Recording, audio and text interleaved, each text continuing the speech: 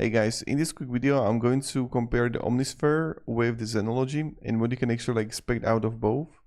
So primarily here, and what are the main differences, is that if you want classic Roland sound GV, XV, D50, Jupiter, Juno, you own the Roland Zen core hardware. You need sound that sits in the mix immediately. You want 80s, 90s nostalgia sounds, CPU resources are limited, and you primarily need bread and butter since sounds go with the Zenology.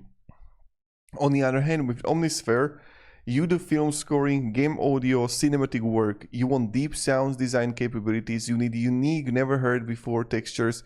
You want to import your own audio as a sound resource. You have 65 plus compatible hardware since you prefer one-time purchase over subscription. You need the industry standard power sync. You want gridless synthesis, wavetable morphing.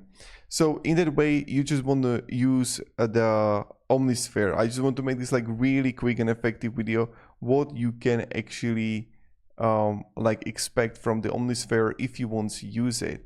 So they are both good. So they're like complete different purposes, you know, for the Omnisphere and for the Zenology. I hope this video made at least a little bit of sense.